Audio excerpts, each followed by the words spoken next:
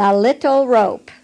Early the next morning, Big Mo and Dookie hurried down the path towards the village.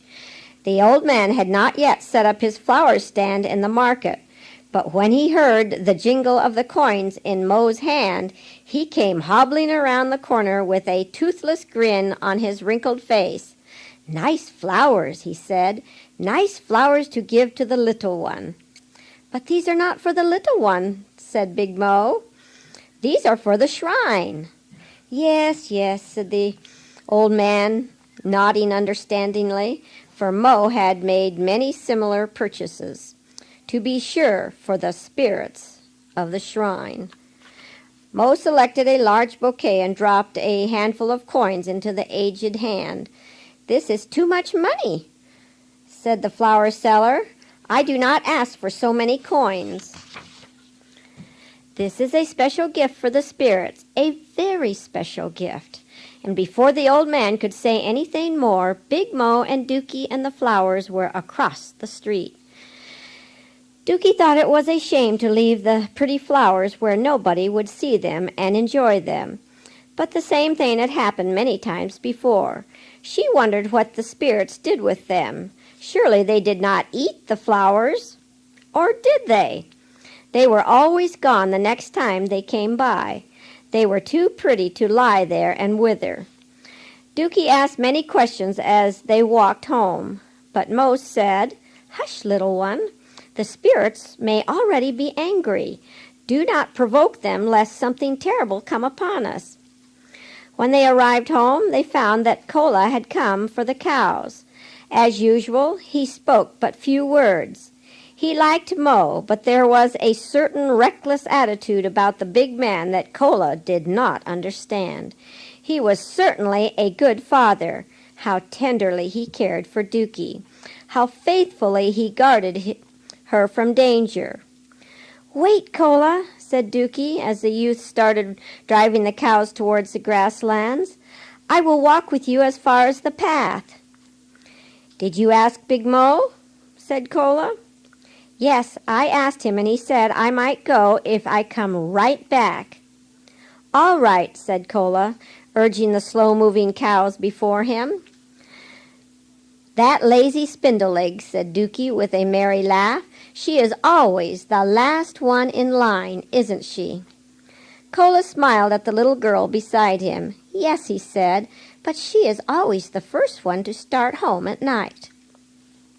When they came to the rough path, Dookie said, "I must go back now, Kola, but I will watch you until you and the cows are down by the big rocks.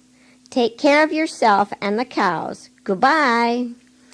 As Dookie started back to the house, she tripped over something that was lying across her path. She scrambled to her feet and ran as fast as she could to the house, crying. "What happened, little one?" asked Big Mo, coming to meet her. "What happened to cause all these tears?"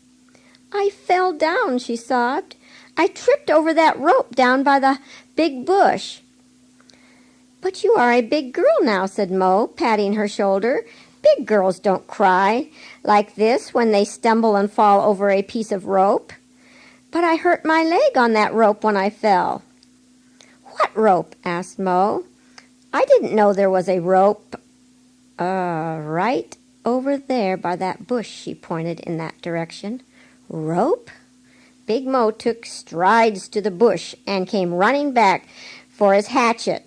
The rope was a deadly snake. With a strong blow, Mo killed the snake, and then he hurried back to Dookie. He examined the hurt and realized he had nothing in the house with which to treat it. He had some oil, but the poison from the snake would not be affected by the oil. He needed something much stronger. If only he had some liquor in the big gourd. But he had given all of that to the charm doctor. With a sickening heart, he noted the leg was swelling and becoming red. He realized that the curse of the snakes had come much quicker than he had expected, in spite of the flowers on the shrine. "Oh, my little one," he said, gathering her up in his arms, "it should not come to you, for you are so young and so good. I will take you at once to the charm doctor. But we must hurry." It was that Christian mother, Mo kept repeating to himself as he hurried down the street to the charm doctor. "I should never have let Dookie go see that woman."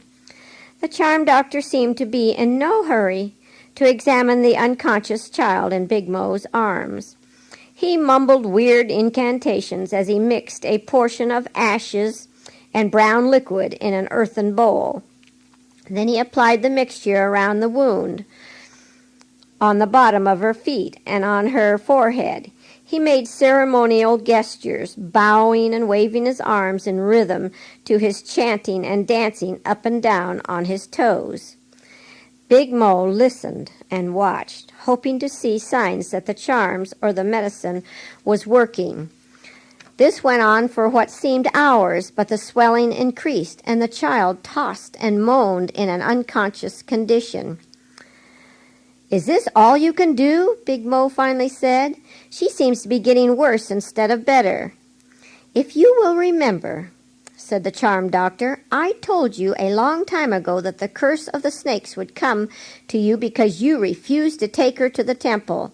Now it has come, as you can see for yourself." "But isn't there anything I can do? I cannot let her suffer this way. I will do anything." "Take her to the spirit tree. That is where she was taken from as a baby. Lay her on the shrine and go away. Only then will she be all right. Now go at once, and I will drink from the big gourd and call off the curse of the spirits." "I will go," said Mo meekly, but there was a look of distrust on his face. He carried little Dookie down to the spirit shrine. Gently he laid her on the stones and then sobbed bitterly. "Oh, my little gift of the spirits. Now I must give you back to them. But I just can't leave you here to die. There must be some other way." How long Mo lay there under the spirit tree he did not know. He could not leave Dookie, for she was his life. There was no need to go home. She would not be there. Suddenly he was aroused by a noise beside him. He looked up to see a man standing above him.